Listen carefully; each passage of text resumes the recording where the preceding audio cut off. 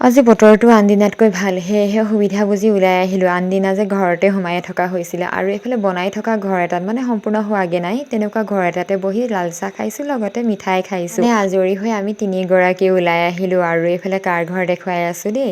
এইটো হৈছে কক মাইনা ঘৰ। কক মাইনা ঘৰ এটা বনাই আছে আৰু এইফালে ফুলৰ ডালো লৈ আহিছোঁ।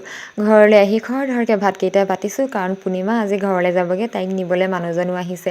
আৰু লগতে নতুন কেৰাহী এখন আনি থোৱা আছিলে, এই কেৰাহীখনো আজি আলহীৰ সৈতে বহনিও কৰি দিছোঁ আৰু অৱশেষত খাই বৈ যাবলৈ ওলালে। এইকেইদিনা একেলগে থাকিলোঁ, কথা পাতিলোঁ, প্ৰতিটো সময় লগতে কটালোঁ যে। আৰু এতিয়া ঘৰটো চবফালে খালী খালী লাগিছে গুচি যোৱাৰ পিছত। এতিয়া ঠাণ্ডা ঠাণ্ডা এটা অনুভৱ হৈ আছে। এতিয়াহে অনুভৱ কৰিছোঁ, যদি কাৰোবাৰ ঘৰলৈ আলহী যোৱা হয়, কিয় আৰু থাকি যা বুলি কয়। হাঁহি ধেমালিৰে ভৰপূৰ হৈ থকা ঘৰখন একেবাৰে খালী খালী লগা হৈ গৈছে, কাৰণ আমি অকল ঘৰৰ মানুহ কেইটিহে আছোঁ। আৰু এইবাৰ ভাতকেইটা খাই লওঁ বুলি লৈছোঁ দেই, আলহী বিদায় দি।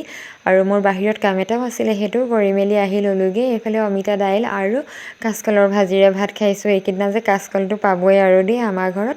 তাৰপিছতে দিনতে যে ফুলৰ ডালটো আনিছিলোঁ, সেই ফুলৰ ডালটো বোলো গুজি থওঁ, বতৰো ডাৱৰীয়া, পটককৈ জিৰিব বুলি ভাবিছোঁ। সেয়েহে এটা ডালকে দুফালে দুঠাইত ৰুই থৈ দিছোঁ, দুটা কৰি আহিছোঁ দেই। আকৌ লগ পাম আপোনালোকক নতুন এটা ভিডিঅ'ৰ সৈতে। আপোনালোকে সকলোৰে সুখে শান্তিৰে থাকক, আপোনালোকৰ মনৰ আশাবোৰ পূৰণ হওক, তাৰে কামনা কৰিছোঁ।